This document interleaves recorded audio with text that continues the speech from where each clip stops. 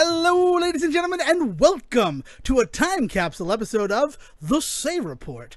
I'm your host, Devin Decker, and joining me, my host companion, Sejan Sarowick. Sejan? And what a very special time capsule it is, Devin. Honestly, I'm not even mad at you for invoking the S word here, because I kind of feel like this is a pretty special time capsule. This is us taking a huge gamble. We are taking a very big gamble with this time capsule episode. I don't know. Is that what are you intending to do in this episode? Well, I guess just a little bit of backstory. The reason that we're recording a time capsule episode right now, the date is important to what we're doing. It is July 7th, 2022 that we're recording this episode. And the reason is that Sejan has some people coming into town that he's going to be visiting with. And that's exciting. Right, but we have other banked episodes. Yes, exactly. Why are we recording this episode, Devin? Well, but that's the thing is that no, I'm going to get to why this is the topic of tonight's episode. And why it's a gamble. Because the last time that we recorded the banked episode, I'm trying to give us a compliment. I'm trying to pay you specifically a compliment, Sejan. The last time we recorded the banked episode... You sound like Fonzie trying to say sorry, if that's the case. But anyway. I was... You fucking asshole. Was March 16th of 2022, a day after the season finale of How I Met Your Father aired. You've already listened to the episode because we're dropping it this coming Monday. And I'm very proud of what we did. I'm proud that we didn't miss a Monday for basically 4 months, right? For sake of argument.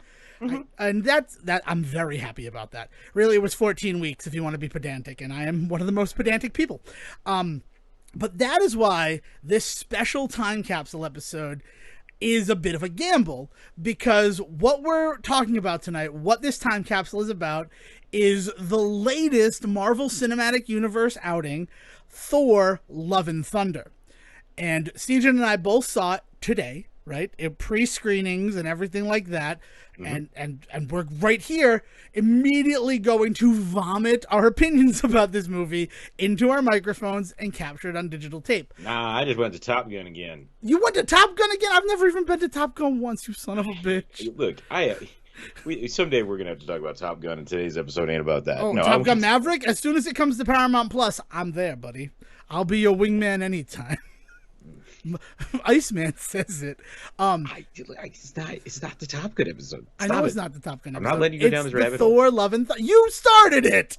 Is the Thor, Love and Thunder episode. But the reason why it is a gamble is movies like this, they're supposed to be like a buffer for spoilers, right?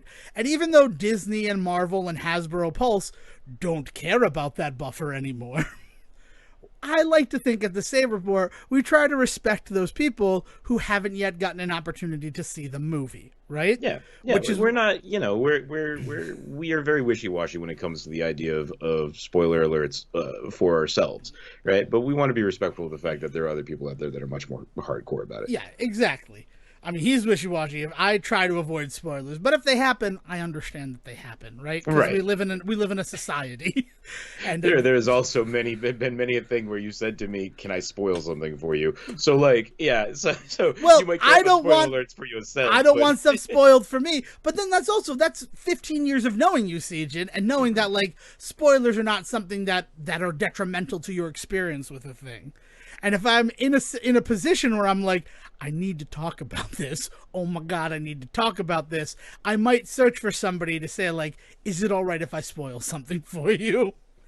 And that is why I'm very excited that we are just putting all of our thoughts into this time capsule, burying it, hopefully to be unearthed within 14 weeks. Because within 14 weeks, hopefully it will have been released to Disney Plus and be more widely available, especially when you consider the like 45-day window now. Yeah, whatever the hell they did with Doctor Strange, right? Yeah, exactly. Mm-hmm. No Way Home was 45 days before it was available to purchase digitally. Yeah. So 45 days seems to be the new norm for when you can get something digitally, not necessarily a physical copy. So I'm really hoping that we can make it 45 days. I mean, what is that? That's 6 weeks. And we got stuff planned for the next 6 weeks. So I think we'll be good. But if we're not, if something were to happen, and we released this episode early, all of this is just, I'm sorry for the spoilers that you are about to receive. Yeah, From so your friendly possible neighborhood spoiler Say alert. reporters.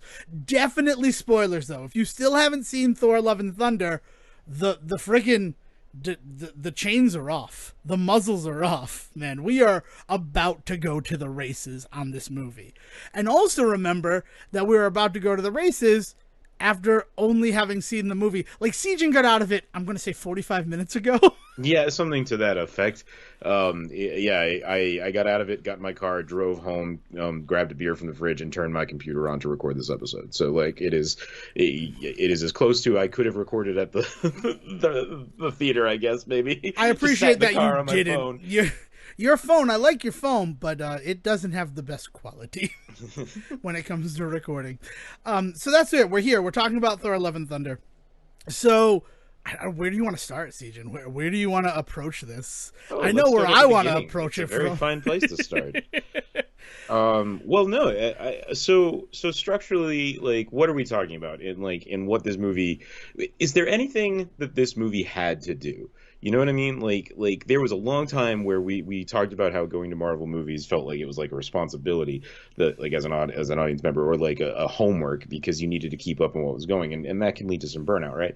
What we've never quite talked about is the other side of that coin in making these movies, and how, like, for a very long time there was a very dense period there where movies kind of had a job to do because they had to move the story along to the inevitability that was Endgame. And since that, there's been a lot more freedom in what the movies really have to do, right? And I think that that's kind of borne true in everything we've seen, including Spider-Man, right? Mhm. Like, when you say the chains are off, you're not fucking kidding, man. It's not just on this movie. It's on everything the MCU has done past Endgame, right? The TV shows included. Like, they're just kind of just doing their own thing. You know, canon be damned. You know, Canon definitely be damned. like that is kind of, that is for good or for ill. Like, and I will say this, I don't think they've done anything out of canon. I think they maybe have done some things that have definitely, like, broken certain timelines, but now they have that built-in excuse, the beautiful excuse of the multiverse, which is something that we've already discussed on the show proper, where, like, there isn't anything that they really have to adhere to anymore. So with all that in mind, like, what do you want from a Thor 4, essentially, right? When you go to it. And did this movie deliver on it? And I gotta be honest, as, like, somebody that's not like Bennett was not a huge fan of the original movie itself, and, like, and the sequel did it no favors. And then, like, suddenly Ragnarok comes along and the game done changed. And so I think the only thing that I really wanted from this movie was to have a really fun time with a character that has been through some rough shit. Like, we have watched this character go through some of the worst of what the MCU has had to offer in terms of villains and in terms of events and things like that. And I don't mean worst as in, like, poorly done, like, beautifully done moments, but just to be there as a character is just destructive, right? And who he has come out on the other side is something to talk about, I think. Definitely. And that's what we're here to do. We're here to talk about who Thor has come out as on the other side of sort of being, I'd say, the second most tragic of the big six. Yeah.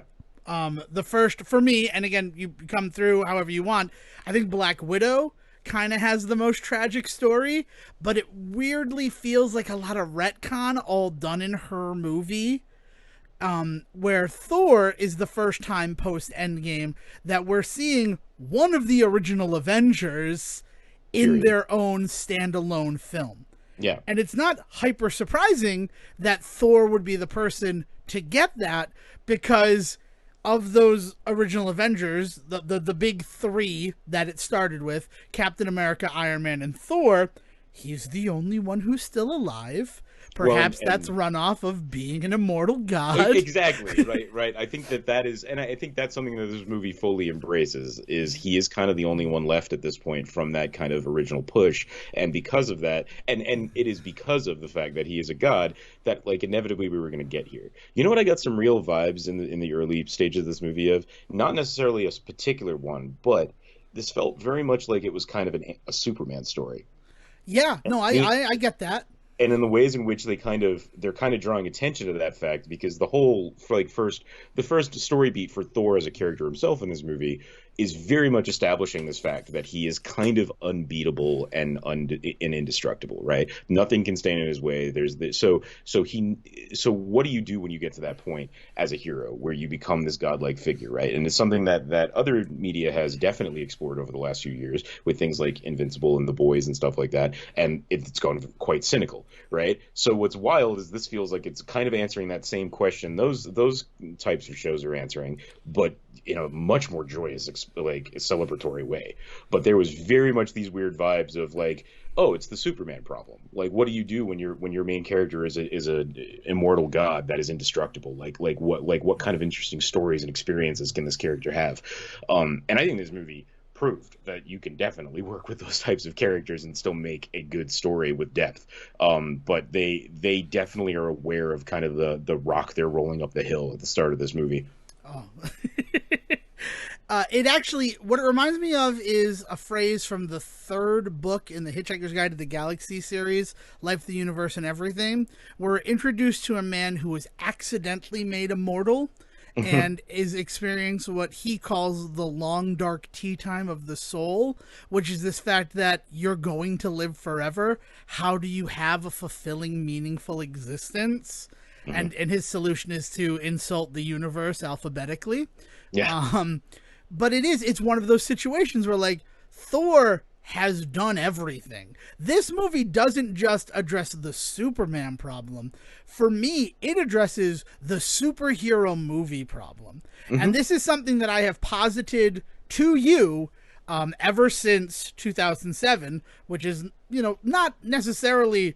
It's coincidence. It's total coincidence. But we went to go see Fantastic Four: Rise of the Silver Surfer, and the big soapbox that I was standing on is they just saved the world.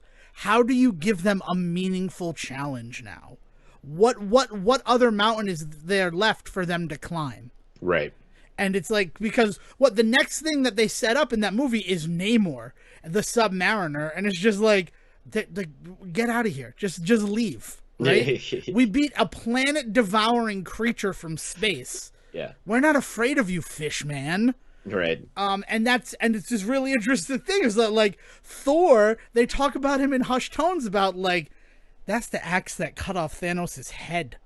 Yeah. Yeah. Well, and it's interesting because this exact thing is kind of happening a little bit in the zeitgeist after Doctor Strange, specifically calling out the Illuminati scene and Reed Richards and the way in which he acts with Wanda, and he is just so overconfident. And to the way that the internet has memed it is that he acts like the stupidest, smartest man alive in that moment, in the ways in which he kind of goads her into attacking but I think that if you consider what you're saying here, right? They beat Thanos, and in that world, they defeated Thanos. Like, they had done that. So, like, Wanda just doesn't come across as the idea of like what's ever going to stop us is definitely present there, right? And that is very present here in this universe with the way that Thor behaves in that first scene with him, and that wonderful, wonderful moment with the Guardians. That wonderful first scene where he is literally a deus machina.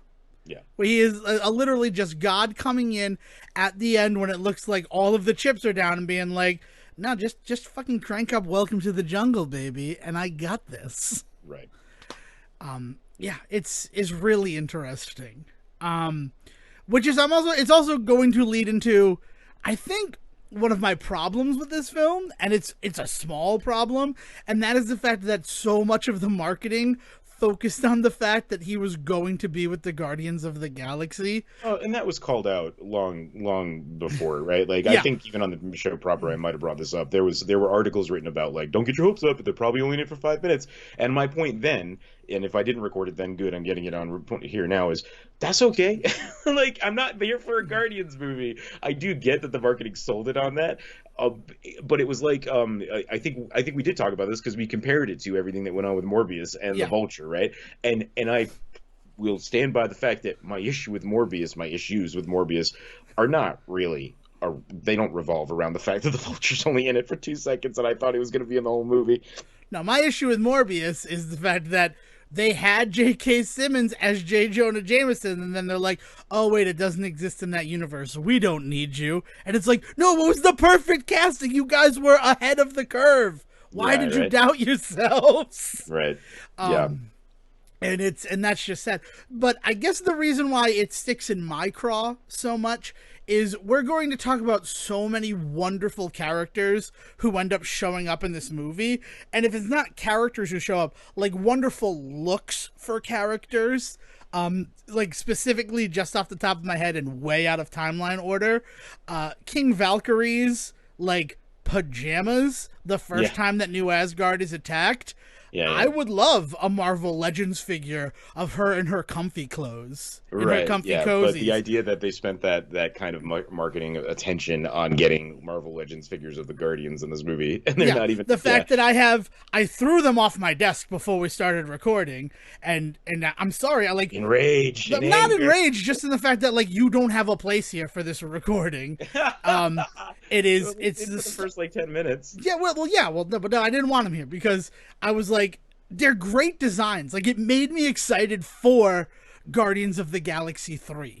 And because I haven't really put any thought into like what Guardians of the Galaxy Volume 3 is going to be, especially with all of the controversy that surrounded it with like James Gunn getting fired and then rehired. And then you add in the Guardians of the Galaxy video game that came out last year that was literally the opposite in every single way from the Avengers game that came out the year before.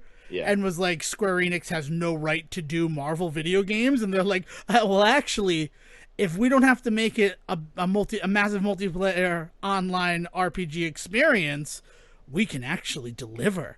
Also, Square Enix was much more in the driver's seat for this one versus Crystal Dynamics for the other one. Is another thing that's also important to remember. Yes, about exactly. That. And I always, it's something that I always do talk about. But I point at Square Enix because their name is so big in all the emails that I get now because both of those games made me sign in with my Square Enix account. Yeah, well, if they, and you want to be the guy that puts the most money into the project, you want your name to be the biggest one, you better be ready to be the target, even though you might not put up all the work. But exactly. So that's it. So it made me excited for them, but in retrospect, and of all the beautiful stuff that existed in this movie, I didn't need another Star-Lord and Groot figure, but I wasn't not going to buy them because I needed this Korg.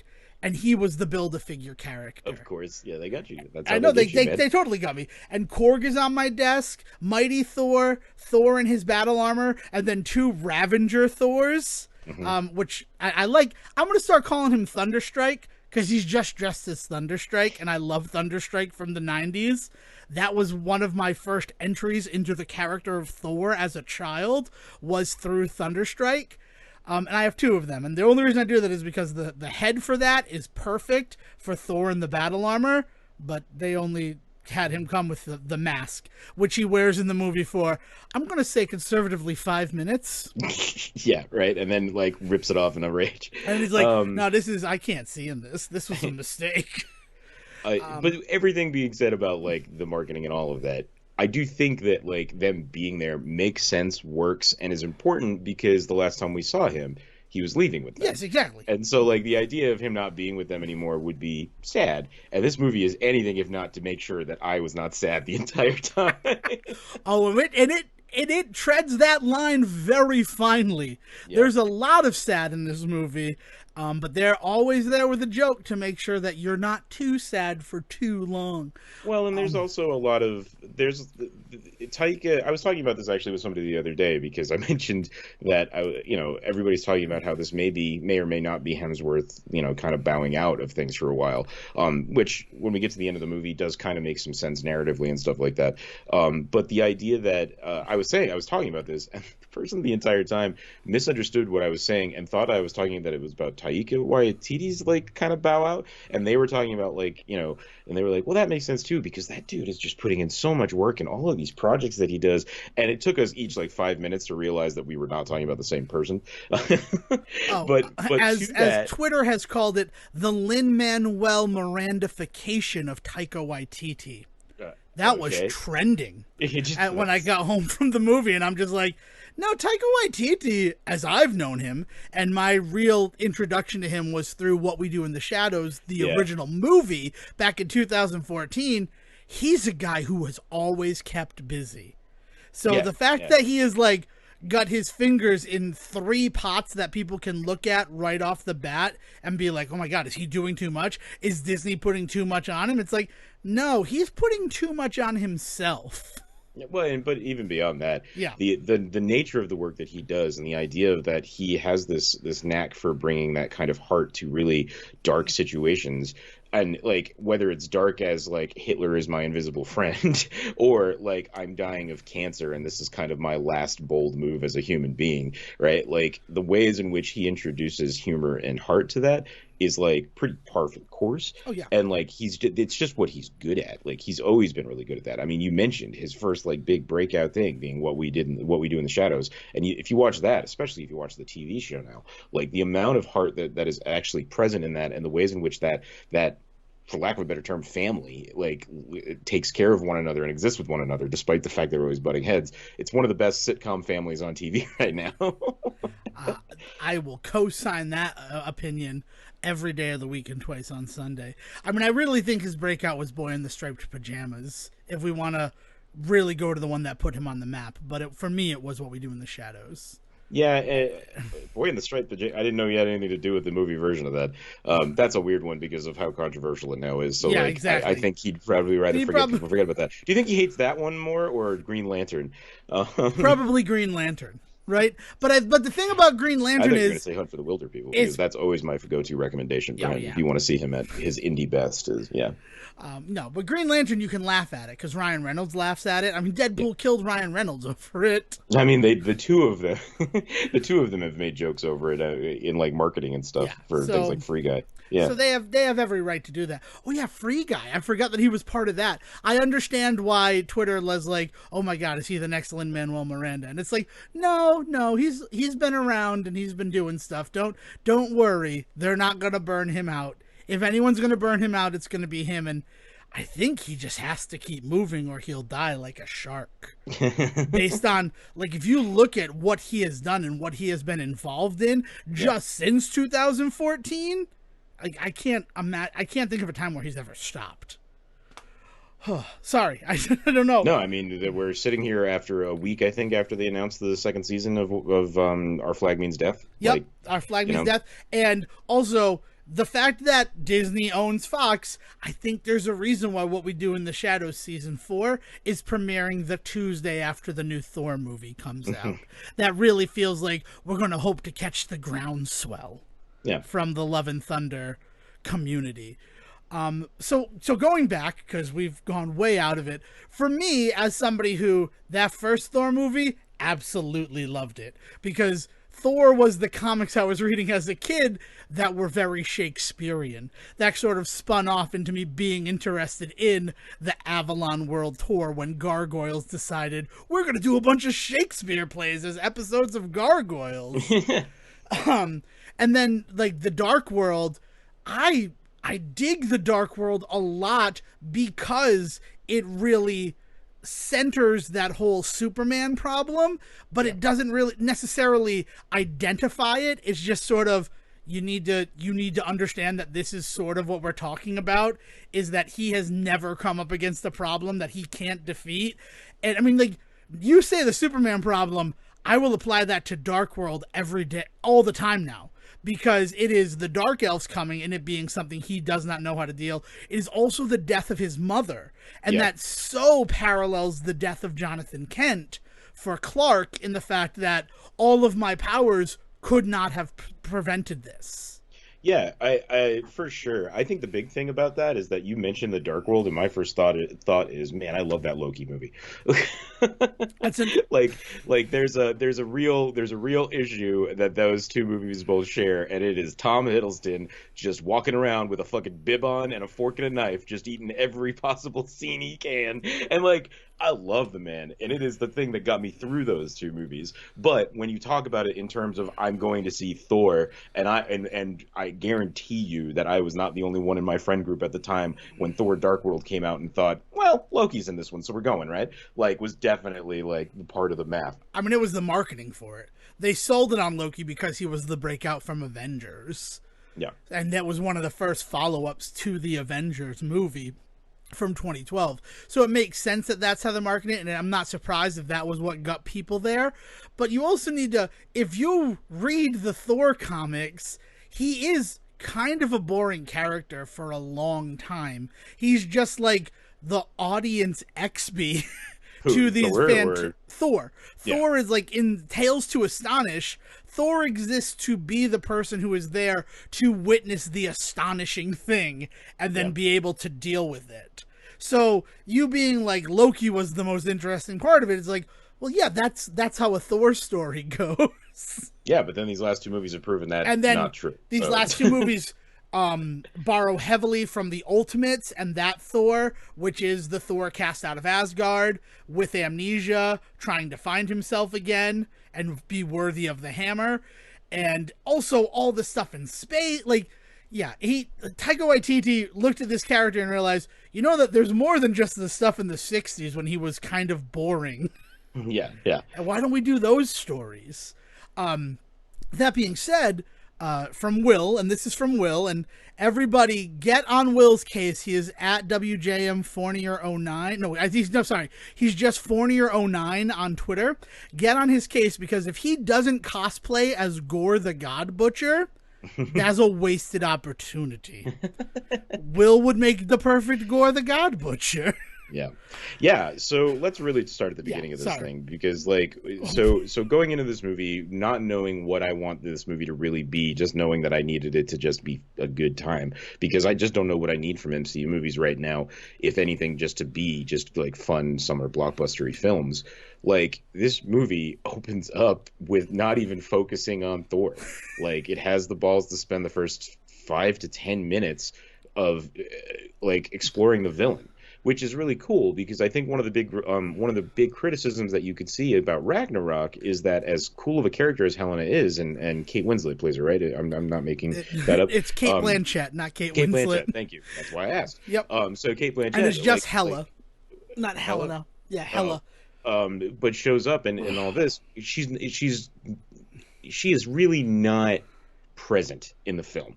She takes a while to show up, and even once she does, she's not hugely present there. She has some really good scenes with Karl Urban. Other than that, like, that's not what I remember from that movie. Every time I think about that movie, I have a hard time remembering who the main villain is. In my head, I always want to say Jeff Goldblum. That's exactly what I was going to say. I'm like, oh yeah, it's a good point, because the Grand Master doesn't really get any character development. We just know that he has an iron fist over that planet. Right. And it's like, oh no, Hela is there. But then also, so is the Ragnarok god, Surtur. Right. Yeah. So is Surtur, who gets freed, right? He gets. Surtur is the first fight in the movie. So saying like the villain of this film is a little thin, if you could pick which one you would call the main villain in the first place. Like, I think is definitely something that was bandied about and should be. That movie, like, that's one of the few criticisms I have about that movie. But I think taking that in, this movie then just goes the whole hog in the other direction and just is just like, fine, you want to talk about the villain? Let's talk about the villain. Yeah. It's like, oh, you want a villain? What I need more of this. This is what I need more of in my superhero entertainment. I mean, granted, how many times are they going to show us the origin for Gore the God Butcher? We get it. He was betrayed by gods. Uncle Ben died.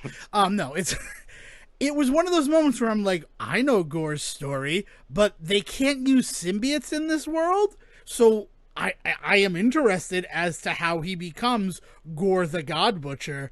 And you open this movie up as a biblical tragedy where this man is forsaken by his god, loses his daughter, and then finds that god and is treated like shit by him. Yeah. I'm just like, that's a great origin story. Oh, motherfucker, you missed the best part of that origin story. So he kills him. Yeah. He kills his own god. Yeah. Like that is fucking nuts. This movie opens up with us watching this man worshiping this god, losing his daughter to this worship because where it's implied that he is the only one left essentially, and then he eventually stumbles upon this god just after he loses his daughter, and like the god just laughs at him, so he beheads him.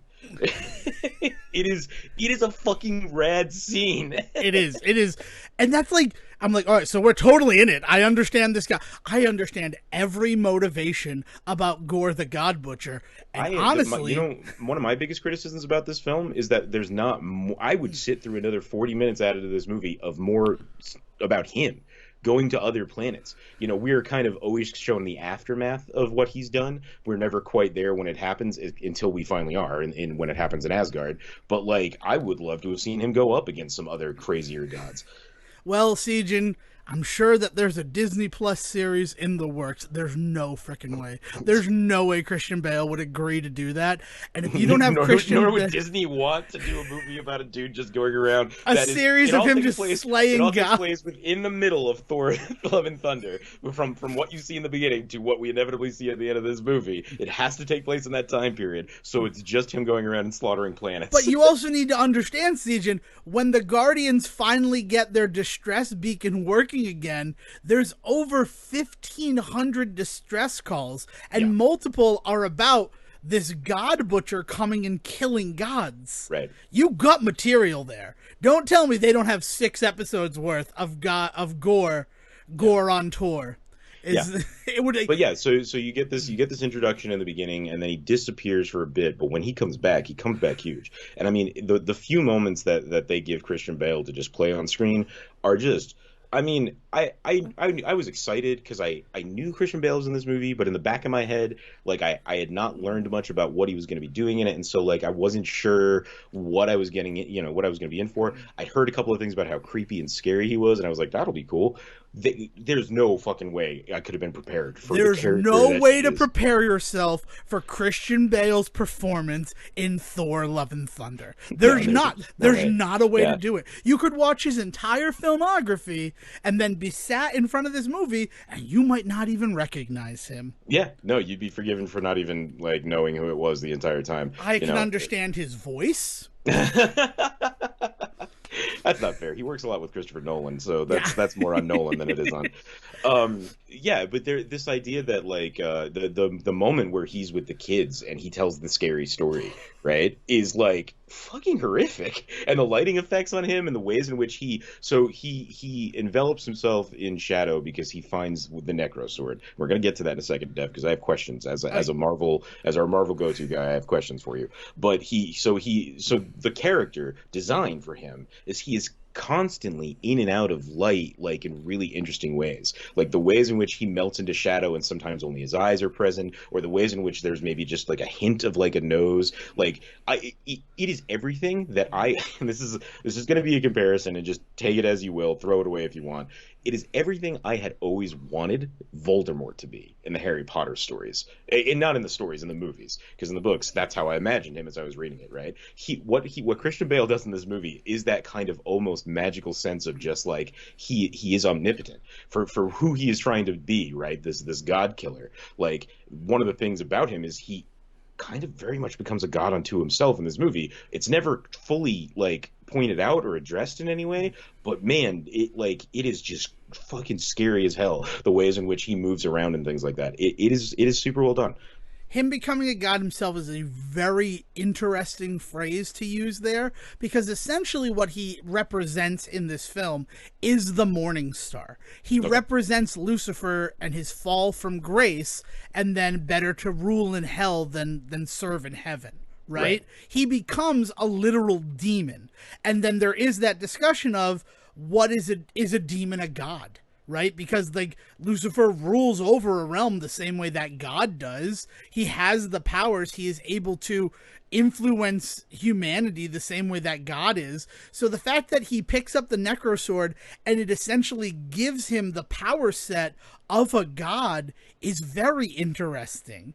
And so talk to me a little bit about this Necro Sword. Well, the beautiful thing about the Necro Sword, Siegen, is that it's completely fabricated for this. Okay, so it's not the sword that is at the end No, of that's the Eternals. ebony blade. That Ebony is what Blade, that's what that one creates. is. That's what creates Black The Black Knight. Knight, Yeah. right? Okay, No, it is okay. not. It is not related to the ebony blade in any way, shape, or form.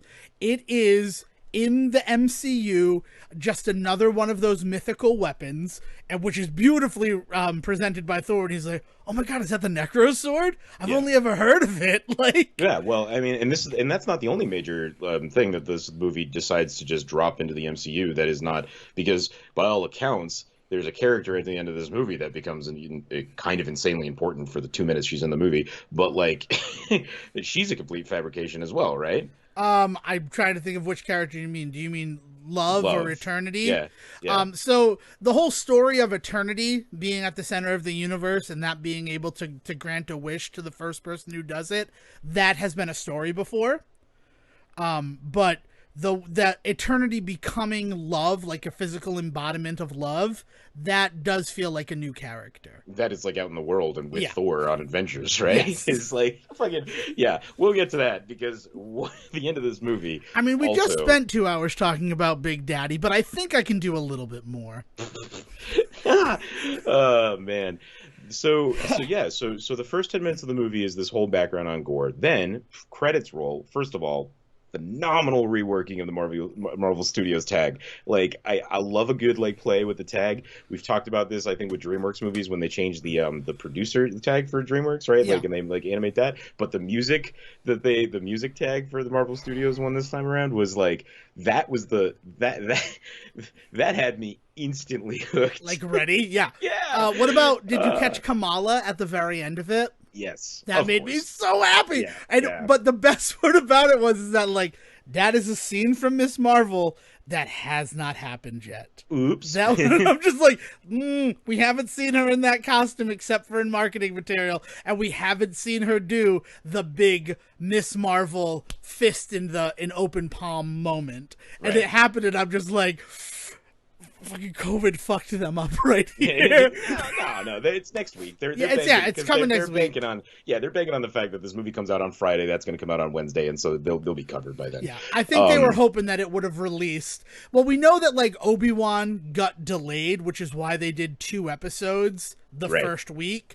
So I Right. think that may have affected Miss Marvel. So they were probably like, yeah, and all 6 episodes of Miss Marvel will play before we do Thor: Love and Thunder. So we can do this opening. And then I'm like, oh, I love it. I love it. And the reason I love it is because I will forever remember my like feeling of, you guys just made a fucking mistake when I saw Black Widow and they flopped their dick on the table and tattooed along the shaft were the release dates for all of the movies to come. And I'm just like, man, you don't get a tattoo on your dick because if you gotta change it, it fucking hurts. Oh shit. Yes. Yeah. So that was awesome, right? That And was then fantastic. We roll into this introduction of the Thor character. He's out with the Guardians. He's kicking ass. He's back in shape. He is a god and we unstoppable. get it all through. Like, just fuck Taika Waititi. I just need to say it. We get it all through storytelling moments with Korg, who Taika Waititi portrays. So Oh, yeah. it's really just like, oh man, I gotta like just give some exposition. Why not just give it to the character that I play? Because who could explain my movie better than me? Yeah. And you know, it's also it is giving you everything you're going to need for this movie, and like it's leaving out amazing amounts of details and all of that.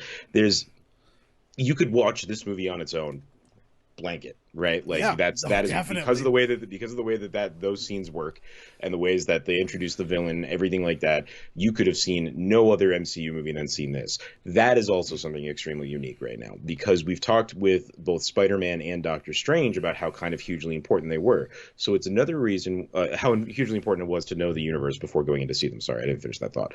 But that's another reason why it's okay with me for how short the Guardians are in it. Because after having that immediate thought and feeling, I'm then dropped into a scene with the Guardians, which is cool because we are given somewhat of an introduction of them through Korg, but then they're gone, and that's it. That's the end of the tie into the MCU. Like you could maybe argue a little bit about Asgard and where it's placed has some stuff that you need to like kind of be aware of, but Korg covers that. So like it's amazing how little information you need considering some of these other properties that we've talked about recently, where they seem to just be like, you've all seen them, we know it, so let's just assume everybody's in on the joke. This movie is just not, is the complete opposite of that, which is just wild. Well, and it's really interesting because Ragnarok was such a deviation from the path that Thor had set prior to that. Hmm. In the fact that I'm fairly certain that from a directorial standpoint and from a creative standpoint, we want to make sure this film can stand on its own. And I think that's one of the reasons why Ragnarok works so well and why people cite it as such a fun movie is the fact that I didn't really need to do the homework. If I happen to do the homework, maybe like one or two lines will hit better for me. Yeah. But really, it was this standalone movie featuring one of the biggest parts of the universe at the time. And it soared. And I love that he decided to keep that going, especially when you consider there's a lot on the shoulders of this movie, with it being the first MCU film that features one of the big six that is post the events of Endgame. Yeah, that takes place after the events of Endgame, and let's be honest, Black Widow should have came earlier. So yeah, exactly. So like this is the first one that also feels like it feels right. It feels good, like seeing this movie and having it all be after the Endgame events. Yeah, and him being the only one left, and I think it's a and so. So the ways in which this movie is kind of being viewed as a possible send off for Hemsworth and Thor as this character, I don't know. It definitely could be. I don't like know. The way Thor that this Will movie Return ends. was written in the Fraser font. Yeah. but with no guarantee of when, right? It's Right. not like see him next week in Miss Marvel, right? Yeah. Like Oh, it was more imagine like if he's in it was Miss Marvel next week. it's more like I'd be really kind of down with him maybe showing up in the third act of Guardians 3 or something, right? Like him returning the favor or something to that effect. Like having him be the cameo guy for a while, I think is the right move. Especially because we've been talking about who's going to be the new Iron Man, and it really felt like Stephen Strange was going to be that until we saw Multiverse of Madness, and it's like, well, I don't know with him with that third eye now and dating Charlize Theron, and I don't know that they're dating, but the character and him date in the comic books, so it feels like that's going to be his rebound from Christine. Yeah, no. I mean, let's be honest. The big thing they were setting up for a long time was Peter Parker, Yes. right? Like, there was all of this stuff about the idea of him becoming the new center of the universe, and then Sony fucking shot themselves in the foot on that. Like, Disney came down hard and said, like, you want to play games? We're just not doing this. And so now we don't know what they're doing, which is a cool place to be in, honestly. Like, it sucks on the one hand because they were really setting up some beautiful stuff with Peter, but like, if that's the way that Sony wants to play their bullshit, like I don't want to sit through 10 years of listening to those two fight over fucking characters. So better that they just cut the ties and do something else. Right, because it cast a pallor over the movies that would still probably be excellent, as we saw with something like No Way Home, where they were pretty much at each other's throats during the entire production of that film. But they're like, no, we'll just do the movie, guys, and then we'll be done with this. And then we never have to talk to each other again. Yeah. Just until the kids get to college, and right? And we can break up. And that's exactly what happened, right? Or we erase the kid from existence. And if there never was a kid, we never had to stay together for the kids. Okay. But yeah, so I mean, like that Guardian stuff, it all works. It picks up where we left him, and it's a nice send-off. And it's also like a beautiful way to represent what Thor's central conflict is post everything, post all of the loss that he has experienced, is the fact that I know for a fact that these 7 individuals are a family, and I am just a guest in their world. I don't have the same level of connection to them, which is a little strange because when they're all fighting, once Tooth Gnasher and Tooth Grinder are gifted to Thor, and there's like, no, but where are the batteries? And and it's just like, oh, he fits in with this dynamic. But being able to fit in with the dynamic doesn't necessarily mean that you're part of the team. Well, and for right now, there's impression that he's kind of filling the team as the big heavy, and the reason that he's doing that is because we know that they don't have Gamora at the moment. Yeah. And that was really the saddest part about those scenes. But I'm really interested to see, like you said, it made you really, interested to see to see Guardians 3, to see what they do with exactly that. But that being said, right, like that is the dynamic of that team, and he is filling that for the moment, but like clearly not working entirely. I mean, at the end of the day, he's just amazingly full of himself. The attitude that he has developed in the the post Endgame world is pretty unbearable, right? And the ways that this movie points that out and tackles it is really really cool to watch. Yeah, it is. So then we go to Jane Foster, and the first moment of we're gonna be sad, but don't worry, we're gonna make a joke at the end of it. And I It's mean, called the Marvel Fastball Special. don't say that because X-Men don't exist yet. It's one of those situations where good for them. My reaction to that was good for them, not shying away from the whole cancer storyline that sort of inspires the Mighty Thor stuff in almost every bit of fiction where it happens, that she is using Mjolnir as a cure for what is ailing her, but like it's just a patch. It is not going to be the ultimate thing. And in fact, it's actually slowly doing killing more damage. Yeah. As we find out later on in the film. But I was really happy to see Darcy there, as like she isn't too high and mighty to be there for Jane, even though everything we saw with her in WandaVision. But it feels like she still went through everything that happened in WandaVision. Oh, sure. Yeah, no, Darcy being there makes total sense. There's a moment where she's talking to Skarsgård there. Eric, yeah, like there's a lot of really good homage to what has come before without it being necessary that like you are fully invested in what came before to get what's happening. Because like you say, Darcy's showing up, and that's true, but Darcy shows up just to sit by her side while she's going through chemo. Like Darcy is not there like dumping exposition on her in some way in which we're like, how does she know? Who's this person? How does she know all these things? Like she's just there just to be a friend in those moments, and it's beautiful, right? And it's enough too, because Darcy's a great character, but she really represented something in the first two movies. She represented sort of the human analog of the XB, where like generally it's strange that she was like the audience surrogate and reacting to everything, where like that's also what Thor is doing as an outsider to our planet. Is you have two audience XPs, and it's difficult for me to choose which one I want to be. And yeah, so it was great seeing Darcy. It was great that they didn't shy away from the whole cancer storyline in what makes Jane Mighty Thor. It made me very happy. And what really worked for me is going to New Asgard, her being called by Mjolnir, and having the pieces there, seeing what happened to the pieces of the hammer, which is something that up to this point we had never really had a conclusion on. Yeah, sure. Yeah, but this idea that New Asgard, I mean, even seeing where New Asgard is at now, where they've kind of developed this really interesting tourism wing that is like what's kind of keeping them going. Well, if you're going to shut down Frozen, if you're going to shut down Norway and Epcot and turn it into Frozen Land, we'll make our own Norway in Norway. And that's, I don't know, Infinity Cones is a moment that's really just stuck in my head. It was like, I'm just like, I was not prepared for that. That was good. It was a good moment. It was a good moment. And so was, like, that people are touring, the fact that they still have Sam Elliott and Matt Damon portraying characters. Not Sam Neill. Sorry. I always Believe do me, that. the mustache is godly, but not I always confuse those two. And it's really just in speaking. I could point them out to you at any moment.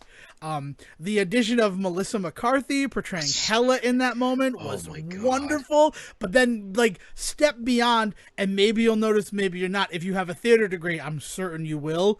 Her husband, Ben Falcone, being the stage manager. The stage manager that comes out and bows with them. Yeah. It's just like... It was good. It was perfect. Well, what's also really great, like, just talk about some good structure in this movie, because, when you hear a narrator who has to give a bunch of exposition, like that's usually a sign that like, oh, the movie doesn't know how to like do the work, so they're just going to dump it this way. But it's actually all beautifully designed. And one of the moments where they counter the fact that they give all this exposition through narration in the beginning is they give you a beautiful moment of exposition in retelling the story of Hela destroying Mjolnir in that moment. Because that whole retelling then juxtaposed against Jane then finding the pieces and them reacting to her is like just a wonderful moment of storytelling. Yeah. So like it's not just for the joke, I guess is what I'm getting at. I mean, but it also works as the joke. It works course. as the callback. Right. It's just this beautiful bit of narrative and just creative. I loved it. I absolutely loved loved it. it. To the play in Ragnarok and oh no, was that Ragnarok? It was Ragnarok, yeah. Yeah. Because it's when Loki is pretending to be Odin. I couldn't remember if that was Ragnarok or Dark World, and I should just assume that if it was something that made me laugh, it was probably from Ragnarok. Yeah, no, I mean, like, Dark World, the funniest part of Dark World is that there's a nether beast just running around England, right? But nobody's noticing. Yeah, man, that hammer chase scene where he's chasing the hammer through all the dimensions is pretty fucking choice. I love that. I love Dark World. I mean, like, everybody says that it's a low point, and I'm just like, no, the only low point featuring Thor is when he decides to take a bath. It's a low point, like Simone Biles having to bow out of the Olympics for health reasons. That sucks, but I'm still glad that it happened. You know what I mean? Exactly. Yeah, no. I don't know. The hot spring scene is very sad because it just sort of goes nowhere. And then, like, it also was like, did Thor really have a dream? And now what we know about dreams in MCU, it's woo. Sorry. I mean, it doesn't go nowhere. It foretells Ragnarok, which we then see. Just, it's not a big orgy like it is in that scene. You're out of the orgy. Right, exactly. Also, okay. So we haven't gotten there yet. We haven't gotten to Omnipotent City. We did get so Jane Foster, everything that's going on with her, super good stuff, super amazing introduction of her. Super great to see Natalie Portman again, and not just because of all the fake rumors in college that I dated her at one point. But those rumors being started and that like stupid discussion around the department when we were in college, it has given me a weird affinity for Natalie Portman, and I was very happy to see her back playing Jane Foster. Yeah, and just really like enjoying herself clearly in a lot of moments in this movie. Like I hope that the enjoyment that I saw on screen was half as true behind the camera at least. But all of this then leads back to New Asgard, right? And the introduction of King Valkyrie and just is so good. And she is just amazing in this movie. And she's amazing in Ragnarok. Man, and you know what this movie did? I have to just give credit to this movie for something. It made me appreciate Men in Black International. Nice. In a way that I'm just like, oh yeah, they were in it together, and Tessa Thompson is wonderful. Yeah. Yeah. Men in Black International is a fine film, especially in retrospect to the ways in which everybody has now kind of reevaluated their understanding of Will Smith and everything that's happened. That's a good point. I'd be very interested to hear the internet reevaluate their feelings on Men in Black International. Well, let me tell you, it's coming down the pike on the heels of Love and Thunder, and seeing the relationship between Tessa Thompson and Chris Hemsworth as Thor and Valkyrie again. Yeah.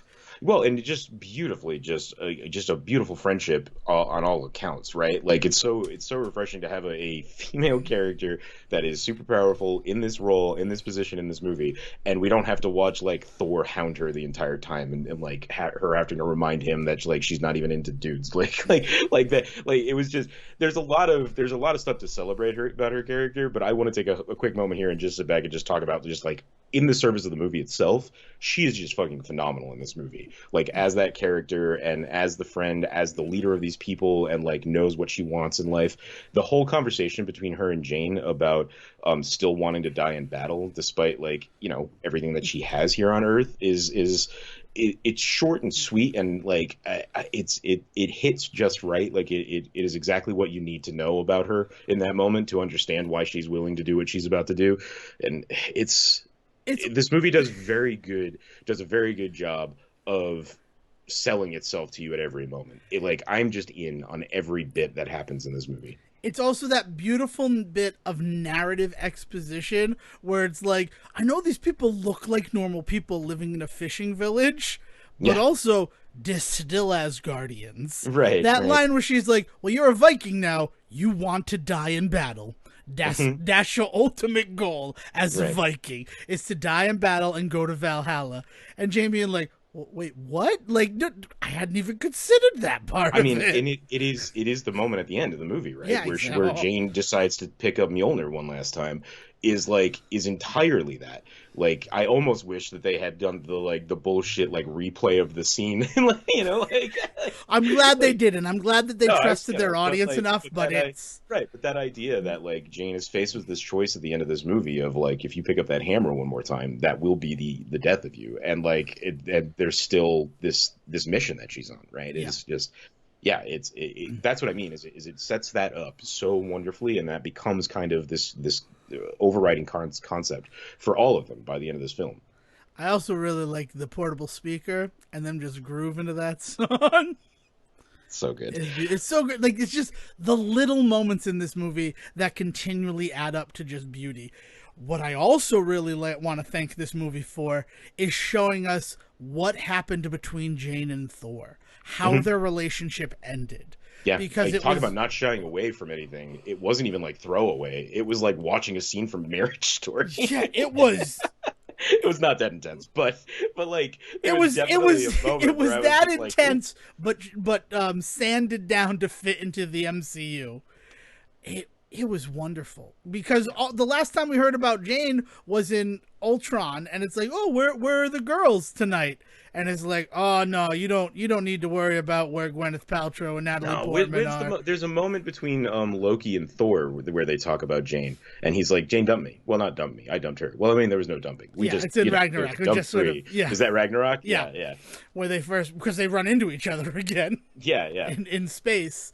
And it's like, it's that, yeah, that's the moment where like they broke up, and it's just like, I want to know that story. I don't want, like, if she's gonna come back, I want to know how it ended. And it is so human is the word that I'm going to use. The like fear of commitment from both sides of it is Yeah. just, it's a, you always talk about, I love these human characters who are shoved into completely out of this world situations and how they represent humanity in those moments. Your Commissioner Gordons, your Hawkeyes. And then I would go a step further. I love when these gods, right, and Thor being a literal god, have these small moments of humanity. Yeah. And it's just it's excellent, and the mirroring, and it's great, and I'm so happy it wasn't just a throwaway, but we actually got to see how they fell apart from one another. Yeah, and yeah. and because we get to see that, the fact that they are now rekindling those old feelings makes perfect sense. Yeah, it doesn't feel manufactured, Yeah. because the reason that because the circumstances have changed so much on both sides of that conversation that like, yeah, it's amazing the groundwork that this movie lays. Just again, just so that you buy into every second of it, it makes sure to give you all of the all of the footholds, all of the hand holding that you need to get there, but it never at any point feels like it's forcing you along to just accept things. Yeah. All right. So then Gore does his best child catcher impersonation from Chitty Chitty Bang Bang. And there's only one place to go if you want to raise an army of gods, and that's Omnipotent City. Yeah, man. Wow. What a fucking wild couple of scenes. Like, there is a lot going on here. On the one hand, the amount of like silly Star Wars-esque like let's get as many different types of characters in here as possible. I love that. A little weird in like certain choices that they made, or should I say didn't make, about who they were going to show, like, and that sort of thing. But the main focus of this scene is definitely I on have to ask Zeus, one right? question before we get to the main focus is Zeus, because oh my god, is it Zeus's scene to try his best to be the Tom Hiddleston of this movie? Did you see Emperor Snoke amongst all of the people sitting in Omnipotent City, or was that just the me moment?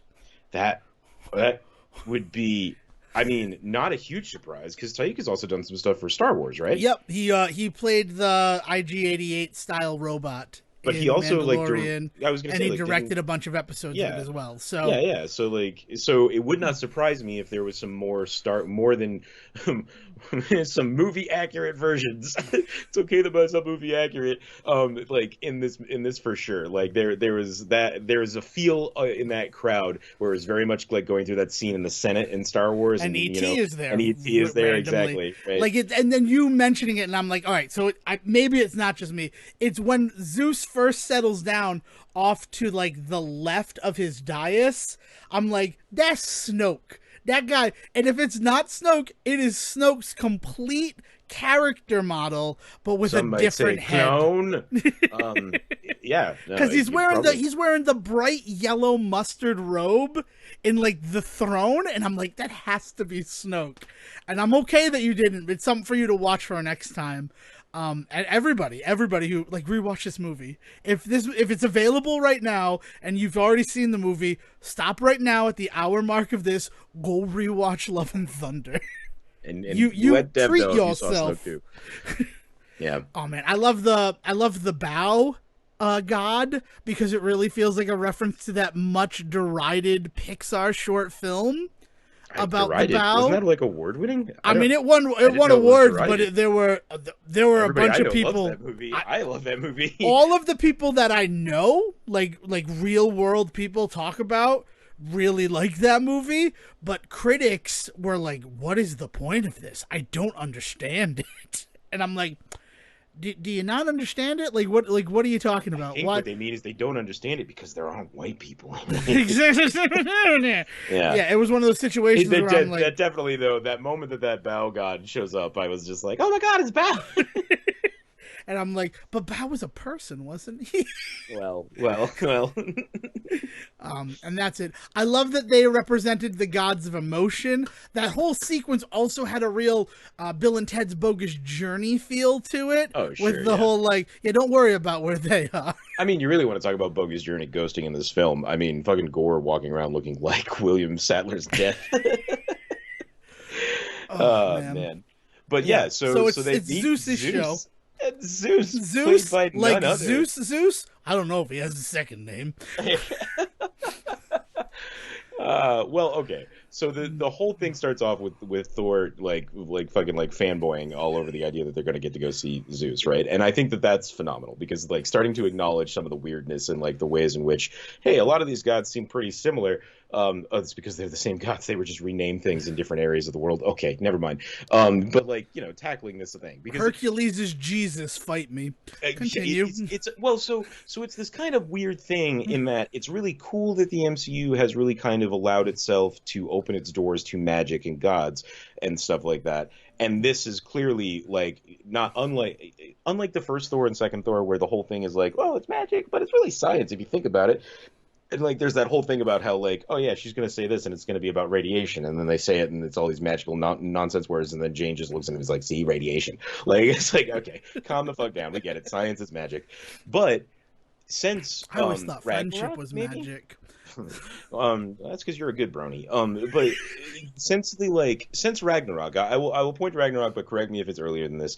There's been kind of this idea that like, no, like sometimes there's just a bunch of magic shit, right? I guess Doctor Strange. It's like, Dark World. Dark World is the first time where they're like, magic straight exists. But Dark World is the one where Jane literally has that line explaining away how all of the magic is just advanced science. Like it is the worst offender as far as I'm concerned. No, but trying to explain all of the magic as just science. But the reason why that happens is so that like, and if you focus on that, you're missing the forest for the trees, and that's completely fine because it was kind of a clumsy metaphor that they were going for. But at the end of the day, the Infinity Stones are magic.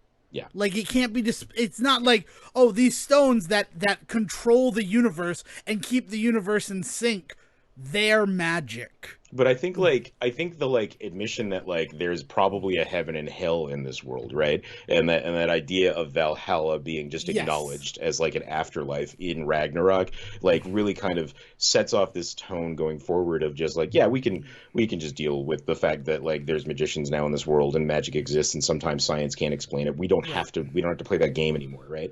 But I And think, but I would put it on Dark World because I think our whole explanation of like, oh, there's all scientific reasons behind it, and then you come up against something like the ether, which is the reality stone, and it's like, yeah, you can't explain that with science because it's just actual magic as part of our universe. right.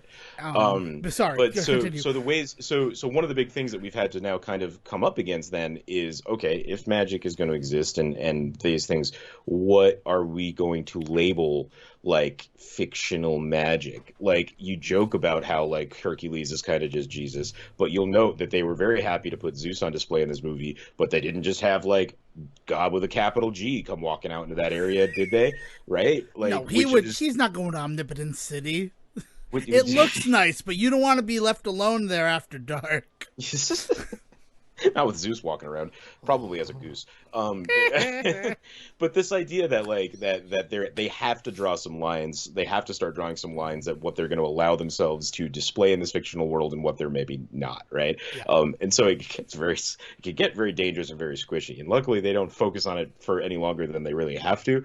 But especially with all of the focus being on the ways that Zeus behaves in the scene and stuff like that. But we have not gotten to the biggest like part, the big like the ways in which Russell Crowe as Zeus in this movie is a fucking revelation for Russell Crowe as an actor for me.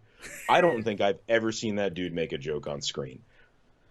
That's I do like plain and simple. I that's don't a know. true Like, that's a true statement because maybe I'm in like, interviews, but like in a role that he's he got has a portrayed in a great movie. sense of humor.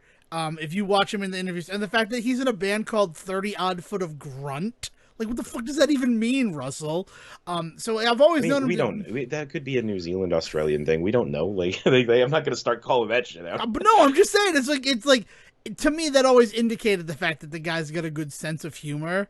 But you're right. This is because I'm like a revelation for Russell Crowe. Siege, and you need to see The Water Diviner.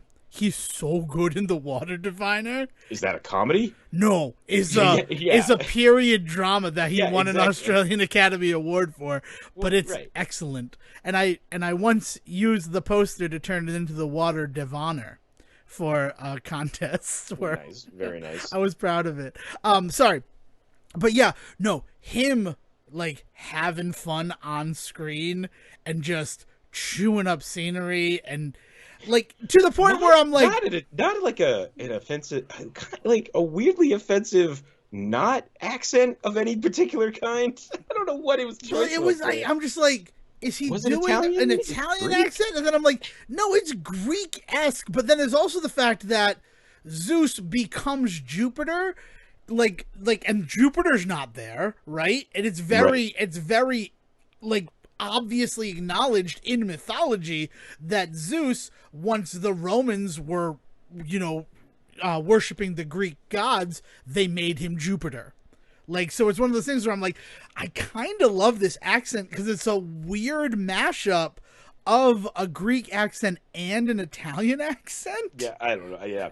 So he just makes. Are you some not choices. entertained? I'm sorry. And then, but the physicality, right? The fact that I mean, you don't have to look that hard, but if you're not looking for it, you might miss it. The pot belly on him is amazing, and like the physicality of him like throwing his weight around, and then when he comes down the stairs and he like flips his skirt up as he walks down the stairs. But the fact and then that he's there's got the- fuck boys, Siegen. The Yeah, fact yeah, that he yeah, got yeah. fuck boys is just like, Yeah. you nailed what Zeus would have been. Yeah, exactly. And then his entire fucking dance sequence with the damn lightning bolt is just out of this world funny.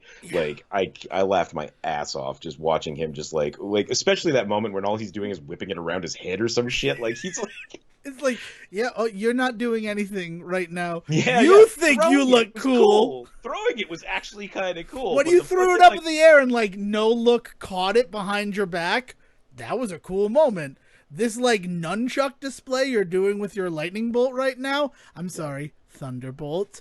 Yeah. This That is Thunderbolt, by the way, in a movie full of gods, that is the true Deus Ex Machina. Because the one moment in this movie that is a little unexplained, but you kind of just, with everything else that's happened, you kind of, it's okay and you buy it, is when he no longer, when Thor no longer has Stormbringer, so therefore no longer has access to the Bifrost. I literally said almost out loud to the woman next to me, how's he gonna get around anymore? And then lo and behold, the fucking bolt can do can exactly the same teleport thing. you anywhere. So which again, because of everything else in this movie and because it is Zeus's lightning bolt, I am completely willing to buy. This movie did everything it needed to do to make me okay with the fact that that just came out of fucking nowhere. Yeah, it worked, and it looked so cool when he did it, and I'm like, yeah, no, that checks out. That's how Zeus got around. Sure, I'm sure I read that in a book or saw it in a play once. Yeah. You sure? You sure you didn't just make it up, Devin? Man, I just want to end recording right now and go see this movie again. It was one of those moments where the movie ended, and I'm like, do I have time to do it again before we record tonight? So the big secret about this movie, right, is you get to this point where he goes, or where Thor goes and asks Zeus for help in fighting the literal god killer that's out there, the guy that is going around destroying them, and Zeus is like, no, and I think it's not too subtly on display. That's the reason Zeus is not doing it. Is he doesn't want to fuck around with gore. He wants to kind of just like ignore it. Dude, it's a little aside to him. Yeah. First of all, 2 thumbs up for the flick. The flick is like this beautiful joke in this movie that they used it in the marketing, but like I still wasn't expecting the full effect of what that scene represented. Yeah, right. All of the Zeusettes fainting when they saw Thor's mighty package, right, was wonderful. Yeah. And and he's like, I flicked too hard. I apologize. I will put your clothes back on. And then, like, but also in that whole aside. You said that he wanted to be the Loki of this movie. He wanted to be the Grand Master of this movie. Yeah. He wanted to be the Loki of this movie. He wanted to be both. He wanted to be the Jeff Goldblum. George Goldblum. Man. He's like, well, Loki, friggin' Tom Hiddleston and Jeff Goldblum aren't here. Those are a couple of big pairs of shoes for me to fill. I was in Gladiator. I was Cinderella Man. Like a dandy. I have a beautiful mind. And beautiful mind is where Vision fell in love with Jennifer Connelly. Okay. I'm responsible for this whole universe. Sorry, I apologize. But like his little aside to Thor where he's like, now trust me, you stay here, you're safe here, you don't need to go deal with him, you're with us now. But there's also that moment when he's like still posturing, where he's like, he's killed some low level gods, he's not gonna kill anyone who's in here. Yeah. And it's just like, what a statement. What a statement about the fact that, like, we're better gods. Well, that's what I mean, right? Is like the establishment that this movie kind of has to make, right? Is it has to build this lore that has a hierarchy of some kind of certain like gods and worshiping, and it's dangerous territory to be in. That's all. I loved it. I loved every minute in that moment. So after all of that, this movie just fucking moves towards its conclusion. Oh, as soon as Thor kills Zeus, and I just need to say that I think we've given enough spoiler warnings, but Thor grabbing the Thunderbolt and just chucking it through Zeus's chest, and it's like, if you're not going to help us, we need to go deal with this problem, because like children are in danger, and literally everyone in this room, right? If he goes to eternity and wishes to have all the gods dead, you all die. Yeah. So Thor just decides then and there that he's just like done with this shit. He kills fucking Zeus in front of everybody. They grab the Thunderbolt and run, and they keep going to the end of this film, which is just this beautiful, like, there's so many great moments in this movie. The black and white planet, I don't know when what they get to the Shadow Realm. The Shadow Realm, like, but is the Shadow Realm just that one planet? Like, no, the Shadow Realm is in Marvel Comics. It is a section of the universe where light does not exist. And it's because it's approaching eternity. Like, that's the whole... I mean, it's been a while since I've read really any sort of cosmic Marvel stuff. But this is what kind of opens the door to connecting a lot of this stuff to what we saw in stuff like Eternals and things like that, right? Like, well, I mean, there are the two...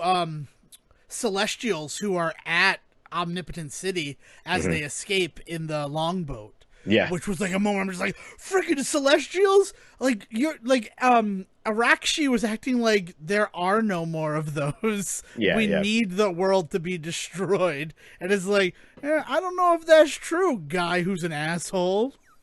Yeah, well, I never got the impression that they were like, we're dying out, or we're, like, we need to create more. But just like, this is just how we breed was essentially kind of the whole story there. And it's just like, well, maybe you don't, maybe one or two of you don't have to be born so that these people can live. Maybe It's this a weird planet can conversation be to have in 2022. Thank God that movie came out in 2021. I don't Yeah, know who, like it would have done much better with that. Yeah, all right. Yeah. Anyway, Yeah, I'm fucking around. It's a weird time that we're living in right now. While at least we can celebrate Thor: Love and Thunder.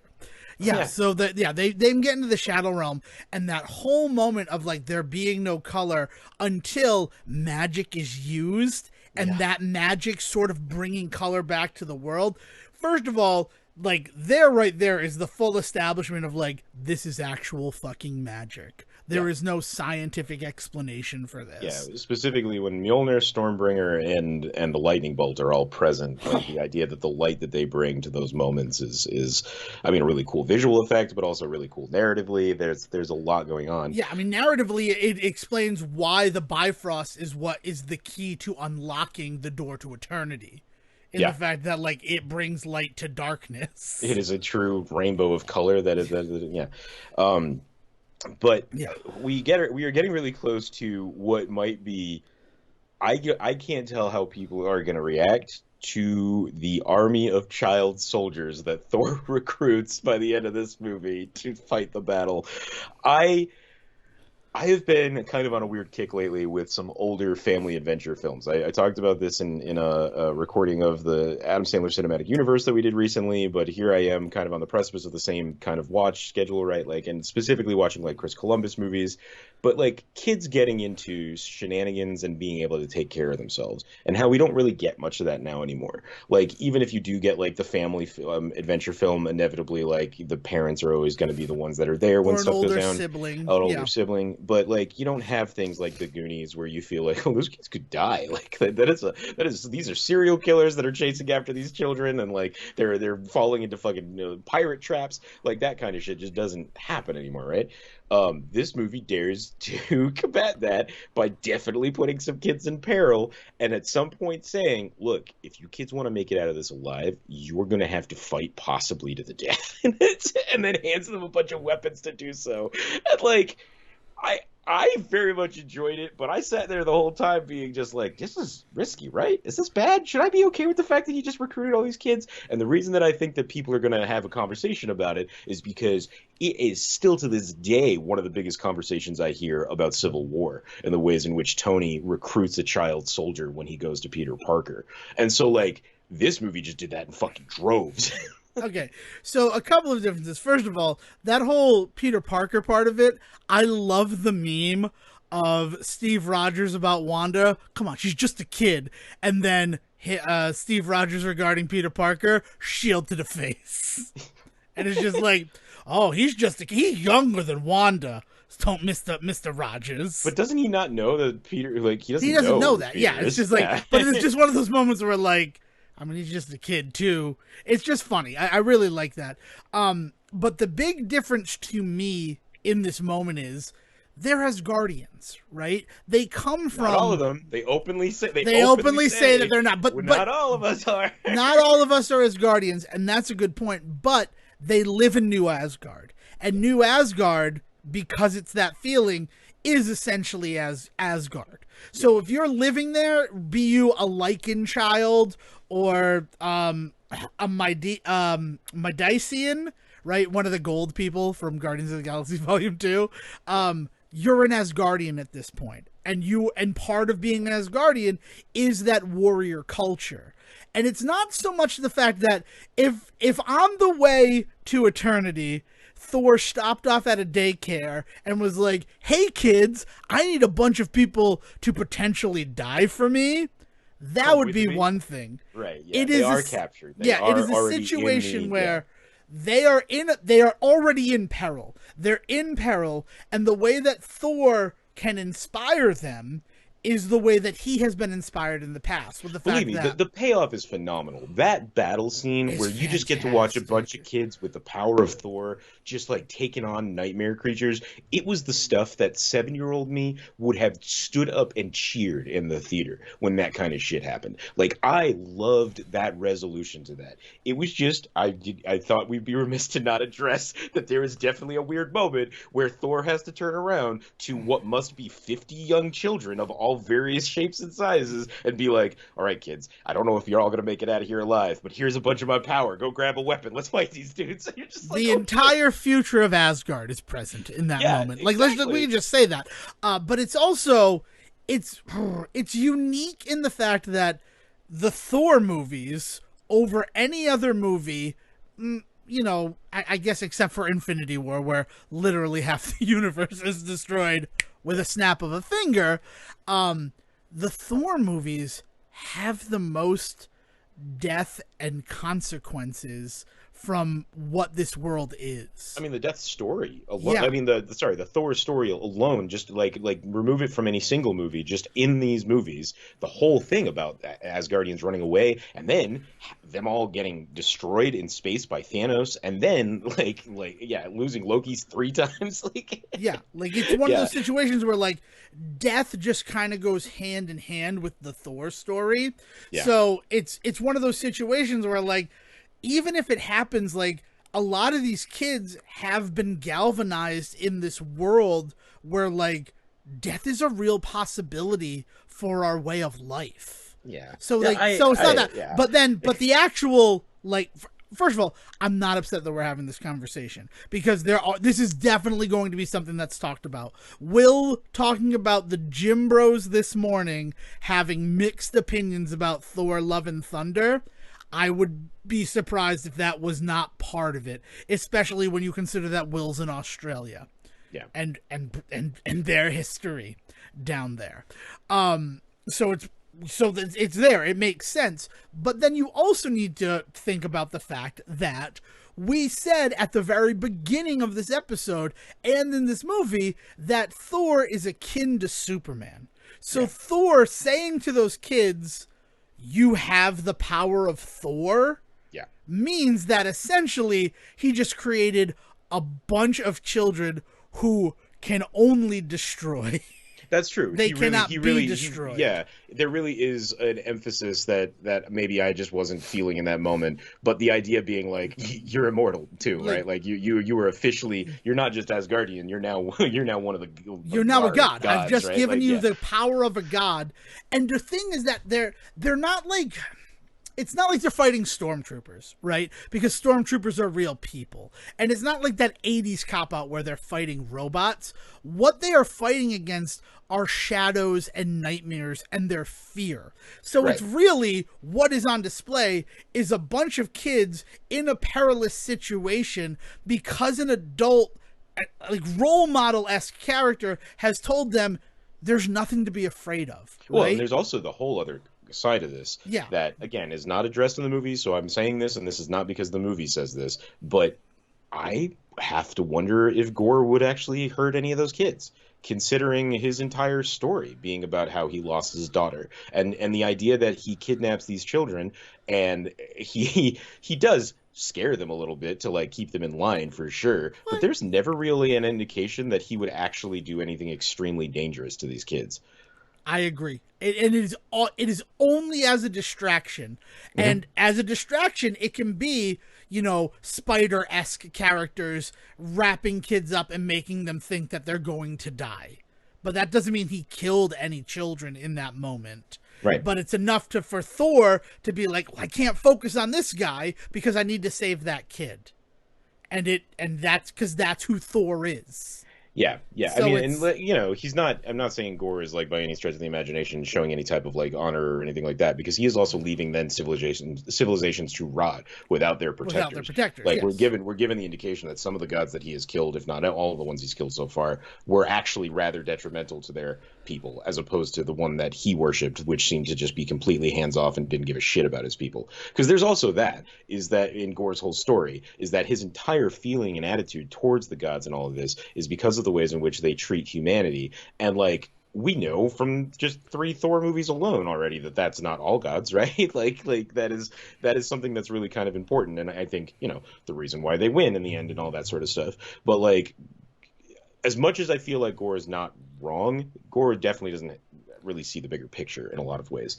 And so because of that, I do think he is leaving a lot of like women, children, families to just die at the hands of whatever fucking happens to them after he's done with their gods.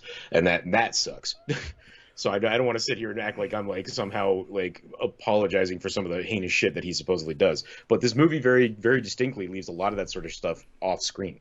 Well, I mean, what I sent to you when you said that you were out of the movie was the thought that went through my head during that sequence when he was entertaining the children. And it's like, you either die Batman or you live long enough to become the Joker. And because it felt like he really kind of feels more like Victor Zsasz, because all those cuts on his body have to be markings for gods that he has killed. Yeah, or from gods that he's Yeah. killed. I get the impression that it's just because he's been through some shit, some fights, but Right. but maybe some of it is self-flagellation. I think for it sure. might be like, I mean, the fact that he sort of is using the power of the gods so that he can fulfill his ultimate goal, which is to eliminate all gods. Like, this isn't one of those situations where once he's done, he's going to rest. He's not Thanos. Once he's done, he's probably going to take his own life. Because I have fulfilled the promise. It's also, Gore really pays for a lot of the sins that I have noticed in Marvel gigantic bads lately. Regarding the like Thanos of it all, and the fact that like it is this singular thing that I want to accomplish, but also I know that once I've accomplished it, this is not a world for me anymore. Like, I am giving up myself to accomplish my goal, and like, but that's worth it to me because I have nothing else to live for. And someone like the Scarlet Witch, and constantly hearing from people, why was she acting that way? And having to be like, the Darkhold influenced her actions. Please understand that. That's like a huge part of it, to Yeah. the point where we are shown how much the Darkhold could influence Strange's actions, and the only reason it doesn't is because Wanda destroys it before it gets a chance to. Exactly. Yeah. Like that's like It is we're like that movie is constantly telling you the Darkhold is the villain of this, and unfortunately, Wanda is the vessel for that power. Yeah, And- for a lot of reasons, not yeah. least of which because she is the most powerful magic user in the entire established universe at the moment. Exactly. So Gore and everything that he is doing is being influenced by the Necro Sword. Yeah. The Necro Sword is his Darkhold. So like that's why that beautiful moment, and we're rushing to the end here, where he is standing before Eternity about to make the wish to Eternity to destroy all the gods, and Thor's like, you don't have to wish for that, right? What you want in this world is your daughter returned to you. You remember why you started this, right? Like why are you? Yeah, Like- yeah, and and it is the moment where Thor has a dying Jane Foster in his hands, and you have Gore standing, literally staring at the abyss of eternity, and trying to decide what to do as a well, I was going to say human, but as a being in this world that is trying to do what he. I mean, at the end of the day, he thinks what he's doing is the right thing. It's just that he's kind of reminded in the end that like maybe there's other options. Maybe there's other right things that you can choose from. And I think a lot of that stems from, and what it really shows is the beautiful character arc that Thor has gone through in 8 movies of this character dealing with stuff. Because if he had talked to Thanos and been like, do you have to eliminate half of the people? Couldn't you just double all of the resources? Wouldn't that also bring peace and prosperity Yeah. that you're dreaming of? Like, you have a singular thing, but if you stop and think about it, there might be another solution here. Well, and if you want to talk about big turnarounds and real true character growth for Thor in this movie alone, we talked about the idea of Asgardians and dying in battle and how important that is. And it is truly motivation, I think, for Jane Foster and Mighty Thor and for Valkyrie and things like that. But him turning away on the precipice of him losing and him not fighting to the very bitter end is such a huge difference from the Thor we met at the beginning of of 15 years ago, right? When he turns to Jane Foster to just hold her in his arms as he is possibly also going to now die, is like just such a huge shift in the mentality for him, and well earned. Like not like it doesn't come from nowhere. Like it's obvious where it comes from. And that moment where he decides that he's gonna like lay down Stormbringer and just be with her is everything. Yeah, it is. Or I guess Zeus is. No, he because Stormbringer is now with the kids, Earth, so he doesn't have. It's more the fact that there's also another like representative fact is the Necrosword is destroyed at that point.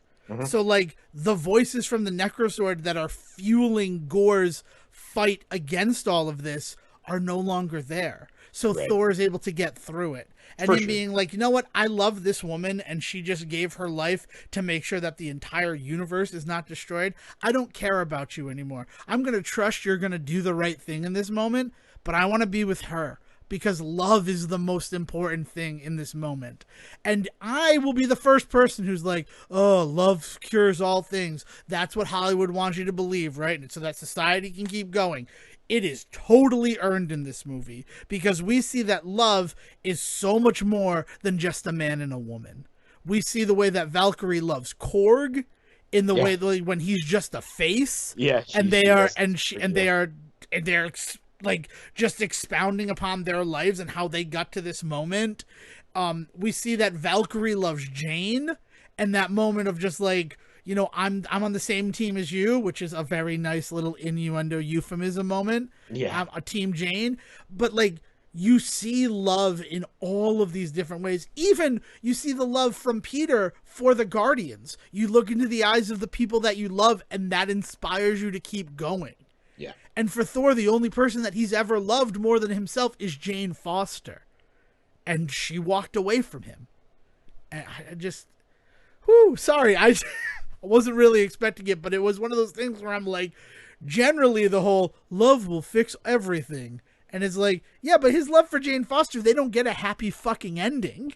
Yeah. And that brings us back to bookending some stuff with it all being Taika, right? Taika Yeah. Waititi and the ways in which he's able to take some of the most sacred nonsense as like love will save us all and like turn it into this really poignant moment. And the idea that love doesn't save us all. Love saves most of us, but in the end, there is still that loss of Jane and all of that, right? Like and Gor's love for his daughter and making that wish, he doesn't get to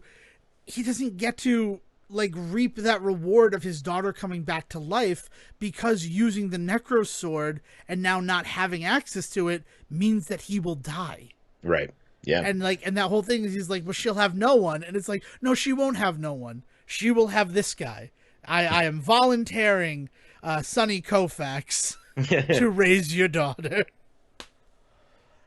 Yeah, I noticed a lot of thematic similarities. So the only other things that we should really address are post-credit scenes, right? No, I need to address something before we address post-credit scenes. And that is the soundtrack of this movie, which is mostly Guns N' Roses. Welcome to the Jungle, Paradise City, Sweet Child O' Mine, which I gotta say, after Big Daddy, that Sheryl Crow version is fucking kicking. But I'm glad that they stuck with the whole thematics of Guns N' Roses throughout. And as soon as Sweet Child O' Mine played, I'm like, all right, so I'm kind of seeing where this movie is going. If they don't end this with November Rain, I'm going to be super pissed off. And I am somebody who, if you ask me what is my least favorite Guns N' Roses song, I will answer November Rain like 20 times. It's just one of those songs that was unescapable when I was growing up in this world, and as much as like I know the lyrics to it, I don't really want to listen to it. And then when it goes back to Korg telling the last story about Mighty Thor and us seeing her statue. And I'm just like, and that's fucking November Rain. And they nailed it. It was like, it was such a cathartic moment for me to be like, you guys committed to this soundtrack. The only way to end this story of a woman who is dying of cancer and using that to save the entire universe is with November Rain. And it was such an emotional release for me. And it just made me very happy. To the point that when I got in my car driving home, against all of my better judgments, I put on November Rain and just sang along and fucking cried as I had my own personal credits wrap up rerun of the movie in my head. And I want to celebrate that. And that's what this was. Because it worked for me so well, even though I hate that song, CJ. No, I mean that's what this movie does. This movie makes it just work. Every time something happens, there may be a moment where you're just like, I don't know. Okay, yeah, okay, yeah. No, you sold it. You sold me on it. It works.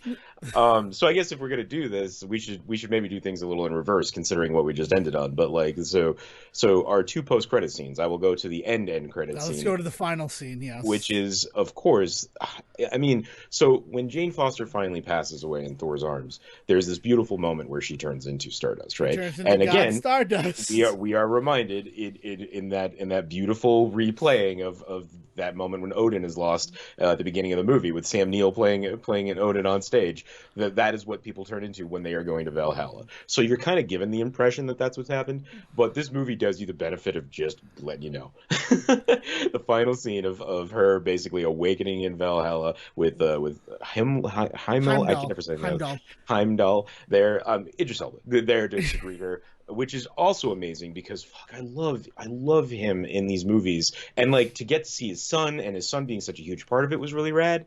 But like him not seeing him in it was a bummer, and then finally him showing up was just glorious. So yeah, so being welcomed into Valhalla, not her waking up in Valhalla, but the fact that like you turn into that Stardust and then you travel there, like the fact that like the Stardust arrived and then it reconstituted into her, so really gives a question of what does that mean? Exactly. Is this really an afterlife, or is this... everything that we now know about multiverses, and specifically with the idea of Loki being one of the ones exploring those multiverses, does this mean that we may be seeing a Valhalla at some point? And at that point, what does that mean for who can and can't come back and go? And then you want to get into all the weirdness, the Loki that we do know versus a Loki that might be already in Valhalla compared to what might have happened, depending on how his body played out in what universe. like the rules are so fucking broken in what could or couldn't be as far as like Valhalla specifically is concerned because of Loki. And now this just adds a whole other wrinkle to it of like you said, there is this idea that you see travel there, and it is a portal that you enter to get into it. Yeah, it is. I'm excited. I'm just Valhalla being at the end of this, Heimdall being there to greet her, and like all of the implication of that. As soon as she turned into Stardust, I'm like, she's going to fucking Valhalla, and she earned it. Like she should be going to Valhalla. But like, what is that going to mean? And then to actually get that final moment of like catharsis of like, welcome to Valhalla, Jane Foster. It's like, oh my god, the implications. And so then that brings us finally to our mid-credit scene where we see that Zeus, I mean, he definitely died earlier, right? But he's a god, so obviously, like, he they don't die. Yeah. I mean, he got shot through the heart, and you're to blame, Thor, but he reconstituted. And Thor's to blame. Healed himself. You had it right there. Shot through the heart, and Thor to blame, Holly. Yep, that's it. We worked it. I'm sorry, Miss Marvel, right? It's all tying together in this beautiful moment. God, are you caught up on Miss Marvel before we go any further? I have seen 1 through 4, and so we're gonna do 5 and 6 next week. Oh my god, 5 was so good. I'm glad you're enjoying it, considering some other conversations that we had about. Yeah, what I will say, I did want to put on record here is that like that first episode was rough for me. And every other episode post that first episode has just elevated that series higher and higher, in my opinion. And I'm good to hear. Very I love excited. That first episode, so I mean, the fucking convention that they go to. Yeah, that's my big fucking problem with that whole thing. But beautiful segue into the fact that I have all these questions about how people know things. The fact that the Asgardian players every Thursday at the Perishable Theater are putting on little improv shows telling the stories of the Avengers. Yeah, yeah. No wonder people have this knowledge. Like, it just, that convention felt like such an insert from our world into theirs, and it really was difficult for me to come to grasp with it. This is not the place to talk about it, but I'm sure we've talked about it on the episode proper, and these are some of my, in real time, these are just some of my thoughts that were floating around prior to the end of Miss Marvel. Yeah. But again, the fact that I'm like, oh yeah, they do shows, and now there are tourists who are coming to New Asgard to see those shows. That's a pretty interesting way to disseminate that information. And if that's happening, why wouldn't it be happening in other corners of the universe? Well, and there's also the whole government sanctioned propaganda side of it, of like, there's definitely stories going out, and we learned that all the way back in Captain America, the first one. Yeah. Where like there's definitely being like stuff being created and promoted by Shield and Sword about this stuff too. So like, I guess I think my big problem was I don't know how people would know who Gamora is. I don't know how people could cosplay as Gamora, because she has never, but she has never set foot on Earth based on everything that we've seen. The Guardians are known on Earth. Which like there's no, that's it's just we do not. There is so much we don't know. Like, we have experienced so little, and that's the other thing. That's where I'm saying. How could they fucking know that?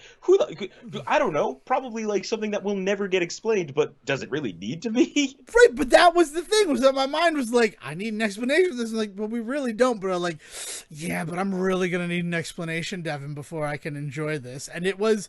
And I'm admitting that, like, it was to my detriment, because that first episode of Miss Marvel felt like a slog for me. And then everything else, where it's just, like, back to just being a Marvel property without that trimming of it, has been super enjoyable.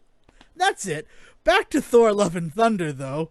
Because we have to get to the fucking reveal of, as big of a deal as it was that Russell Crowe shows up as Zeus, the fucking reveal of Brett Goldstein as coming in as Hercules was like, I was trying to figure it out. Like, they do that thing where they're so focused on Crow's face for the whole like first few beats of that 5-minute scene, if it's even that long, and like this idea that like, he's talking to somebody important. All of the signs are pointing to it. The fact they don't want to show you who it is, the fact that he's being cagey about saying names, all of this. Who's it gonna be? Who's it gonna be? I was ready for it to be fucking Thanos. I was ready for the camera to turn around, for there to be just Josh Brolin just sitting there as Thanos.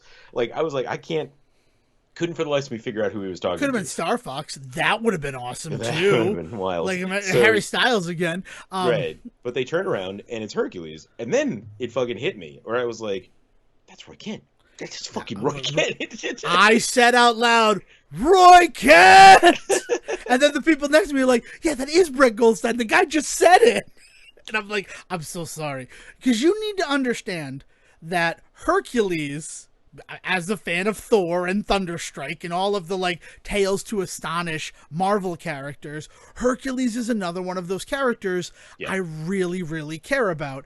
And last year, maybe it was this year, they released a Marvel Legends like retro carded Hercules figure, and I rushed out to get it because I'm like, I don't know how they haven't done a Hercules up to this point. And as soon as they did that, I'm like, oh my god, is this like a slant sort of tease for the fact that Hercules is going to be in Love and Thunder? And I'm like, Zeus is in it, why wouldn't Hercules be in it? And then the whole movie goes on, and I'm like, you know what?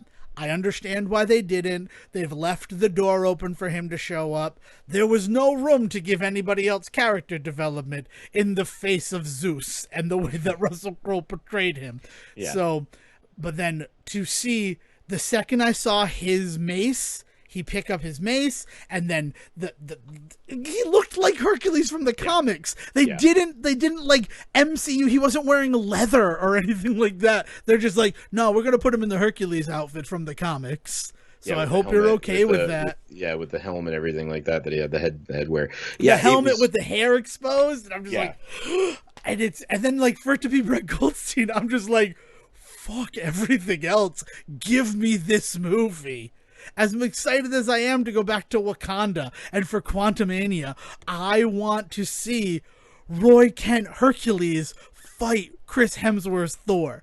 That's all I'm going to dream of now. Yeah, So excited. I'm if they're like if they ever figure out how to put a fifth one together, which I right now is not on the docket, but as you pointed out so nicely, that shit's always up in the air, no matter how much they want to throw it in your face. I mean, Thor will return. Those are the last moments. I mean, of course, Doctor Strange will return, but Spider-Man will not return. They did not say that at the end of No Way Home. Spider-Man will not return. Go watch the Sony movies if you want Spider-Man. Good day now. Yeah, it was excellent. I'm so happy that Hercules now exists in the MCU. And Brett Goldstein seems like perfect casting for that character, in the fact that that's the type of Hercules I want. I don't want the doofy Hercules that he is in the comics, where he's Thor, but with a sense of humor. If Thor has the sense of humor in the MCU, make Hercules the fucking murder man. Oh, I am man. excited. The only thing that could have made it better is if it was Dwayne Johnson playing Hercules. Nah, he's got his Black Adam stuff he's doing. Yeah, I know. So It was a don't wanna reference get to too the confused. Hercules movie that he was in. That I know. No, I cannot wait to cover on this show at some point. God, that movie is incredible. Ian McShane, right? I With love Ian that. McShane. I mean, we can't. I don't want to talk anything more about it. But the fact that it really fits to be talked about in this Love and Thunder episode, considering how little magic actually exists in that movie. Yeah, so Love and Thunder, I mean, a phenomenal experience. Just really glad that it exists and that Marvel has decided to just let these movies kind of breathe and just do what they want.